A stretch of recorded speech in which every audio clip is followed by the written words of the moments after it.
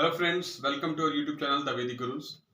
आईओक्यूएम 2025 की तैयारी कर रहे हैं हम, और उसके लिए आईओक्यूएम 2024 का जो पेपर है वो सॉल्व करना बहुत ज़रूरी है। आप सबको पता है, क्योंकि प्रीवियस ईयर क्वेश्चंस पेपर से हमें आइडिया हो जाता है कि नेक्स्ट ईयर कैसा लेवल आने वाला है। तो उसके लिए इसी सीरीज में हमने शुरू किए हुए हैं आपके लिए आईओक्यूएम 2024 के क्वेश्चन पेपर के सॉल्यूशंस। 1 से 14 तक सॉल्यूशंस हम आपको दे चुके हैं। 15वां क्वेश्चन आज हम डिस्कस करेंगे आपके साथ। और वीडियो शुरू करने से पहले हमारा चैनल अगर आपने अभी तक सब्सक्राइब नहीं किया तो अभी सब्सक्राइब कर लें। आइए शुरू करते हैं आईओक्यूएम 2024 का question number 15।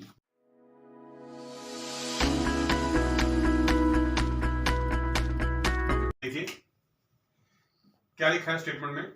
Late X be the set of consisting of 20 positive integer. 20 positive integer हमें गिवन है, याद रखना पॉजिटिव इंटीजर है 20।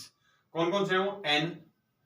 n+2, n+4 and so on so forth up to n+38, यानी 2 ऐड होते जा रहे हैं n से शुरू करके n+38 तक। हमने क्या करना है, हमने the smallest value of n for which, सबसे छोटी वैल्यू लेनी है n की, बतानी है। एनी 3 नंबर्स, 3 नंबर कोई भी हो a b या c, इसी सेट में से लेने 20 पॉजिटिव इंटीजर में से। नॉट नेसेसरली डिस्टिंक्ट, मतलब रिपीट भी हो सकता है कोई नंबर, और उनसे क्या बनना चाहिए? abc से form the sides of an acute angle triangle. एक एक्यूट एंगल ट्रायंगल बननी चाहिए। एक्यूट एंगल ट्रायंगल पता है, जिसमें तीनों एंगल 90 से कम होते हैं, वो ट्रायंगल जो है एक्यूट एंगल ट्रायंगल होती है।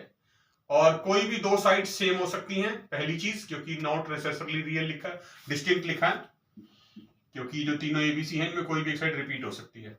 तो for an acute angled triangle, ये सबसे इंपॉर्टेंट कंडीशन है जिसका हमें ध्यान रखना है क्वेश्चन को सॉल्व करते वक्त, कि जो भी हम एक्यूट एंगल ट्रायंगल बनाएंगे उसमें क्या कंडीशन है, क्या ऐसी कौन सी इंपॉर्टेंट कंडीशन है जो सेटिस्फाई करनी जरूरी है। तो वो है दो साइड्स के स्क्वायर का सम। मान लो कोई भी दो साइड्स है, मैं मान लेता हूं a² + b²। दो साइड्स के स्क्वायर का सम जो है that is always greater than the sum of square of the third side, a plus b whole square, a² + b² sorry is greater than c²। ये कंडीशन जो है सेटिस्फाई होनी चाहिए अगर abc एक इक्विलेटरल ट्रायंगल की साइड्स हैं। तो अब नेचुरल है, a² और b² दो छोटी साइड्स हैं, और जो ग्रेटर देन c² है ये सबसे बड़ी साइड है।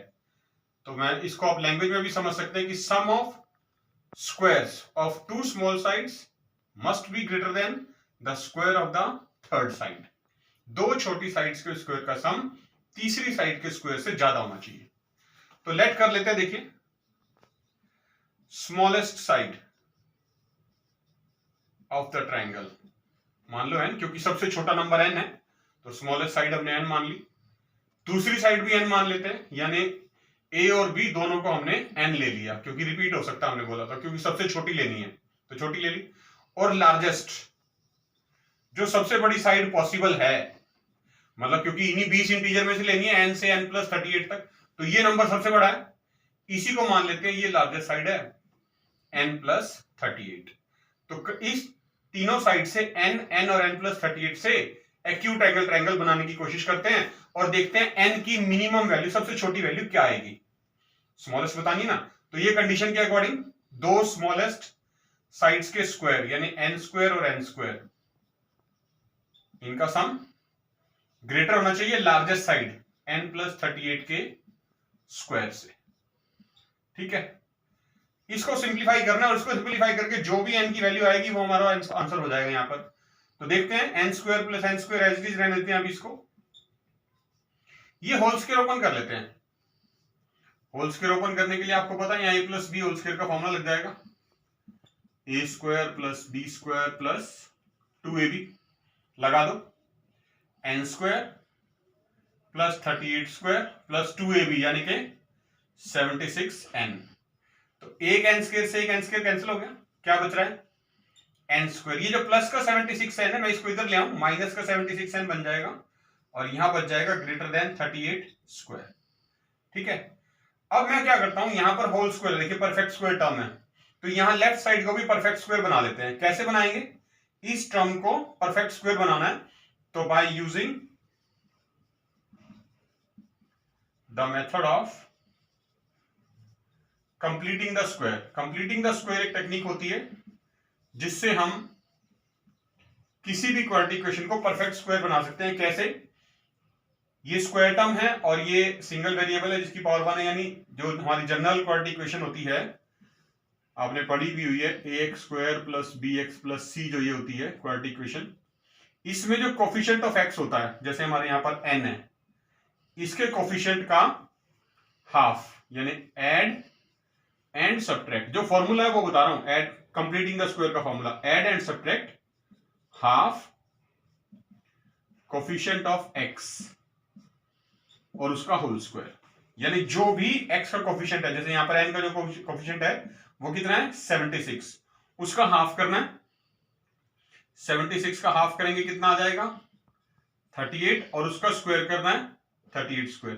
यानी अगर मैं 38² इसी में ऐड कर दूं और सब्ट्रैक्ट कर दूं तो ये जो लेफ्ट साइड है मेरी, ये परफेक्ट स्क्वायर बन जाएगी। तो ये फॉर्मूला यूज कर लिया मैंने, method of completing the square, और स्क्वायर कंप्लीट कर रहे हैं। देखिए n² - 76n प्लस क्या करना है, add and subtract half coefficient of x, यानी 76 का हाफ 38, ये स्क्वायर इसका एक बार ऐड कर दिया और -38², यही सब्ट्रैक्ट कर दिया, कोई फर्क नहीं पड़ा। Is greater then, right side same रखनी है 38²। क्या होगा देखिए, अब जो ये पहली 3 टर्म है, ये इनसे मिलके तो बन रहा है n - 38 का होल स्क्वायर, a² + b² - 2 ये भी हो गया ना। ये जो माइनस का 38² बचा है ये उधर चला जाएगा राइट साइड में, 38² + 38², साइन चेंज हो जाएगा ना, इसका माइनस का इधर जाके प्लस हो जाएगा। तो ये आ गया n - 38 whole square is greater than, ये ऐड होंगे दोनों 2 टाइम्स हो जाएगा, 2 टाइम्स ऑफ 38², स्क्वायर इधर जाके रूट बन जाएगा, n - 38 इज ग्रेटर देन √2, और 38 का स्क्वायर रूट सिर्फ 38 रह जाएगा यहां पर, और ये माइनस का 38 भी अगर मैं उधर ले जाऊं तो क्या बन जाएगा, n इज ग्रेटर देन 38 √2 + 38, क्योंकि माइनस का 38 था, साइन इधर जाके प्लस का बन गया। n इज ग्रेटर देन, दोनों में से 38 कॉमन ले सकते हैं, क्या आ जाएगा √2 + 1। n इज ग्रेटर देन 38 × √2 + 1 कितना होता है, √2 की वैल्यू 1.414 होती है, 1.4 ले लेते हैं सिंपल पहले। तो n ग्रेटर देन 38 × 1.4 + 1 2.4, और इसको मल्टीप्लाई कर देंगे आप तो क्या आ जाएगा 91.7 समथिंग आएगा। यानी जो n की वैल्यू है वो 91.7 से बड़ी होनी चाहिए। अब हमने क्या करना है, इंटीजर लेने हैं, n हमें गिवन था, पॉजिटिव इंटीजर है और इंटीजर फ्रैक्शन में हो नहीं सकते, तो इससे इमीडिएटली बड़ा नेक्स्ट जो पॉजिटिव इंटीजर होगा वो कौन सा होगा, स्मॉलेस्ट, दैट मस्ट बी 92, क्योंकि आपको पता है IOQM के क्वेश्चंस हैं, जो भी क्वेश्चन का आंसर आएगा वो एक 2 डिजिट नंबर होगा, यानी 1 से 99 के बीच में। तो 91.7 डेसिमल में तो वैसे ही नहीं आ सकता, और इंटीजर हमें गिवन था स्टेटमेंट में, हमने नेक्स्ट पॉजिटिव इंटीजर उसकी वैल्यू ले ली 92, तो इस क्वेश्चन का आंसर क्या बन गया 92।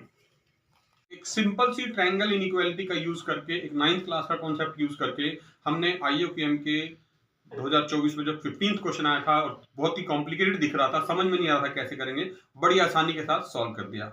ऐसे ही बहुत ही आसान और सिंप्लीफाइड मेथड से सॉल्यूशंस को देखने के लिए हमारे साथ जुड़े रहिए, वैदिक गुरुज को आज ही सब्सक्राइब करिए। हम बहुत जल्द 16th क्वेश्चन के साथ फिर मिलेंगे, तब तक के लिए थैंक यू।